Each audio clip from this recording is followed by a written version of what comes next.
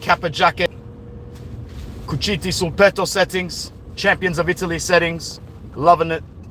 Time to talk a little bit about our Champions League fixture in approximately 24 hours time. Should be a good one. Should be a good one. We should be able to get the points. There are no easy fixtures in the Champions League. There are no easy away trips in the Champions League. And because of that, this will be no different. We are no strangers to young boys. We have played them before. We played them under Antonio Conte, I'm pretty sure. And we were able to come away with the goods every single time. Although there might, forgive me if I'm wrong, but there should not have been a match day where we did not win against these guys in the Champions League if we have come across them before. Now, in terms of rotation, like the thumbnail suggests, there's a bit of work for Inzaghi in this one. I don't think Hakan would have played this game anyway. And I don't think Acerbi would have played this game anyway. So the two injured members of our squad probably would have sat this game out to begin with. So that's not too bad. That's not too bad. What's up, Ian? Ian made me crack up this morning, man. Would you guys believe it, if you're watching this now or watching this back, that the Young Boys Stadium is actually called like the Wank... What's it called again? The Wank something. Wankford. Like, bro, you cannot script this shit. You cannot script it. Tomorrow, a chance to get 3 points would put us onto 7 altogether. We would definitely break into the top 8. And if we can be sitting in the top 8 with a home game next up, we would be sitting the Wankdorf. Unbelievable. We would be sitting pretty. Ian, can you do me a favor? I'm only going to be live for about 15-ish minutes, 15, 17 minutes. If any goals go in the UCL, can you let me know? I've got a pretty good visual in my head of what the scores were 5 minutes ago. I know Juve are still 0-0. I know Dortmund are beating Madrid by 2-0. And I know Paris is down a goal to PSV. And I know Sporting Lisbon are up 2-0 as well. Let me know if there are any changes to that, bro.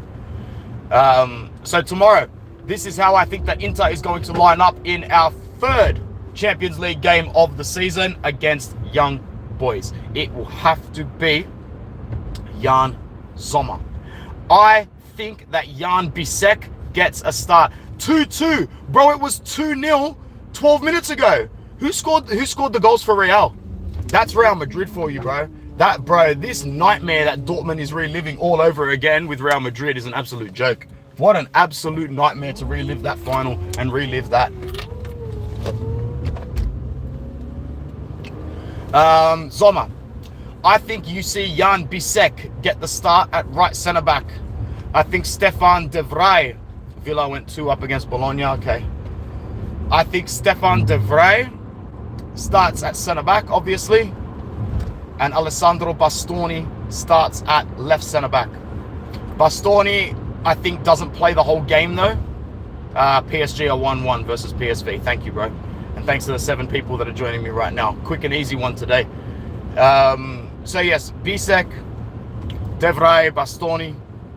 I think you will see Carlos Augusto start as the left wing back to give Federico Di Marco that rest that he desperately needs after his poor showing against Roma.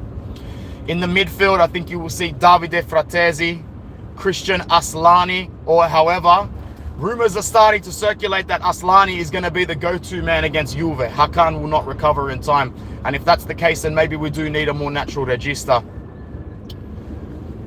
I'm actually going to change my mind slightly. I'm going to say that Fratesi starts in midfield with Barella and Mkhitaryan, with Zielinski coming on around about minute 55-60. I'd really like to see Zielinski from the start of this game. I would be really happy to see Zielinski start and just give those necessary minutes a rest to either Barella or Mkhitaryan. Preferably Mkhitaryan, because we're going to need Mkhitaryan for the Juve game. And anyone saying that Mkhitaryan's still not good enough and that he shouldn't play against Juve, check yourselves, guys. Mkhitaryan is still very much a fundamental part of this team, and he is trusted by our manager. Mkhitaryan, Fratesi and Barella to start in midfield with Matteo Darmian on the... Actually, it might be Denzel Dumfries. He might prefer Darmian against Juve as a bit more of a conservative approach. I think the right wing-back spot is up for grabs in these two fixtures. I'm not too sure who to put in those starting spots. I'm really not too sure who to put in those starting spots. If it were me, I'd probably play Dumfries, to be honest. Can Zielinski play in Hakan's position? Definitely, bro. It would be great to see Zielinski start. And up top is where it gets interesting as well. So there really is no tattooed lineup here for this game. I think that one of the strikers will start. I think you're probably going to see Thuram. I think you might see Thuram and Taremi start this game. Thuram and Taremi will start this game. Lautaro Martinez might not come on at all unless we really need him, unless we're chasing a goal. I think you might see Arnautovic and Correa get a minute before Lautaro in this one. It all depends on the scoreline, and yes, it all depends if we are chasing a goal. A win would just be so good because, as I said, 7 points would put us in this position where we know we would welcome Arsenal to the San Siro knowing that a draw is not the end of the world. But we know that a win against Arsenal would basically qualify us either or.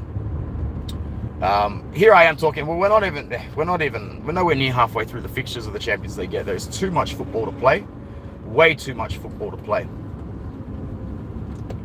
What was very important was getting that that first away win in the Champions League, and after drawing to Man City, it was fundamental that the points against Red Star were attained, and they were. And I think Red Star got absolutely smacked by Monaco 5-1 this morning. So Red Star, sorry Matija, they might be feared in Serbia, they might be feared in Belgrade, but I'm not seeing it translate anywhere into the European game at the moment. To ship 5 to Monaco is a little bit embarrassing.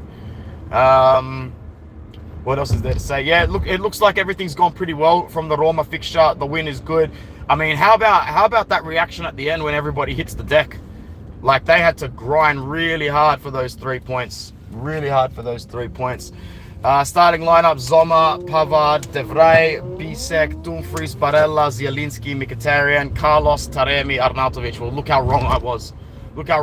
In my prediction. I don't think you're going to see that much rotation, Ian. I mean, looking at that, that's 1, 2, 3, 4, 5, 6, 7 rotations from the weekend.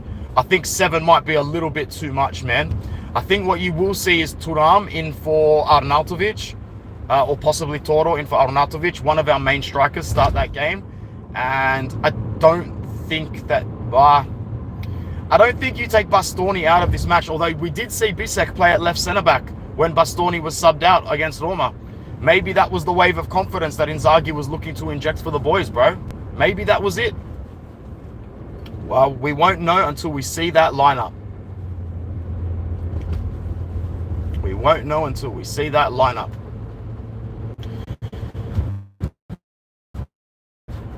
It's all about the derby, though, isn't it, guys? Sitting here talking about young boys, but it's all... But it's all about the derby. It's all about getting 3 points in this match and not getting an injury, and making sure that we are very focused, because we can't lose that game, guys. We cannot lose that derby. We are at home. We need to win that game. I remember last season when we went to Turin and walked out with a point, and the Juve fans tried to deflect like they got the good result. Like, you know, it was the best Inter, and like, oh, we're playing with house money, we're playing with free money here. There's no such thing as free money when you're Juve or Inter, especially in a derby. It's blood, sweat, tears, results, or nothing. No such thing as playing on the house in that derby. So last season, I remember some Juve fans were saying, you know, oh, this is a free hit for us. Well, it wasn't, because it wasn't a free hit, because you only got a point in your home ground. And about 6 weeks later that, you tanked most of your games in January. I don't want that to happen to us. I don't want us to draw this game and for us to see it as a splinter and for us to dip in confidence. Can you imagine the confidence that they will walk out of our stadium with if they take a point? I don't want that. I want 3. I want 3 against them. But I think with Juve ahead, we might be, yeah, I think so. We're not taking this seriously. What, the young boys game? It's hard to take it fully seriously, though. It really is hard. Because even I can't look at it as fully serious, bro. Like, I've got all eyes on the derby at this point. I know it's not the right way to go about things, but, you know, we got our hard points against Roma. If we can go and grab our points against the boys and then against Juve, we've come out of this with 9 out of 9, Ian. I will be so happy and so confident that we can go forward this season and achieve our goals. What else should I talk about in the next 3 to 4 minutes? I don't want to speak for much longer. I want to enjoy a little bit of downtime actually before I get to work. Busy day today. Busy Wednesday, but an enjoyable one at that. Sup, Debs? Good to hear from you. I think I've got a pending message in my messages from you. I'll check that out as soon as I can. And yeah, hopefully tomorrow's one of those games where we just break a deadlock early. Ha! Benfica! Suck dick. Oh man, that never gets old. Bro, we absolutely cursed them big time.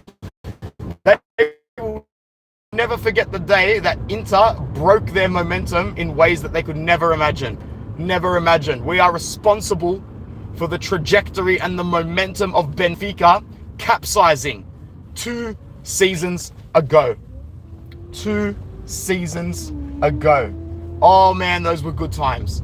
I remember the day that we went through. I had some corporate stuff to do around courthouses. I was walking around with different families, talking about the well-being of the education sector, and I just had that big smile on my face. I think I recorded a couple of statistic videos laughing. Girona are 2 goals up to Benfica. I'm guessing no other updates in the Madrid game or the Paris game or the Juve game. But yeah, all good, all good. So tomorrow, prediction. Let's give a prediction before we head off. I think...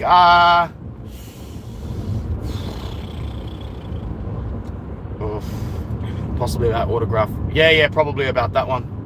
I was at the 2 home wins versus Benfica. Fantastic.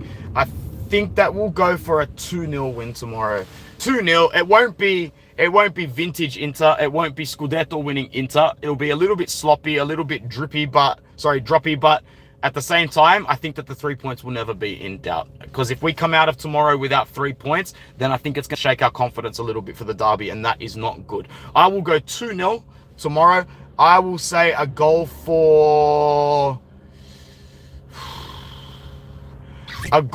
either Arnautovic or Taremi, whichever one gets field time. Arnautovic and Taremi gets the goal. And I think we'll go with a Fratesi is definitely playing, so we'll go with Fratesi. I'm going to go with Fratesi to grab a goal as well. Fratesi for a goal in the Champions League, and either one of Arnautovic or Taremi, whichever one gets the minutes. All right, guys, about to go through a pretty crappy reception area, and I think 13 minutes is a good short live, so I'm sure majority of people will watch it back. Leave a comment if you feel like it, and I'll see you tomorrow for probably another one of these, another live drive. The time of the kickoff tomorrow, I think, is actually 5:45.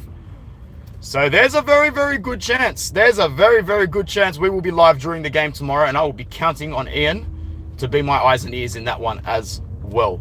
As he was, remember, I think it was the Benfica game where we came back, was it 3-0 down to 3-3? That was awesome. Forever up there, cooler, man. All right, guys. Ciao. Take care.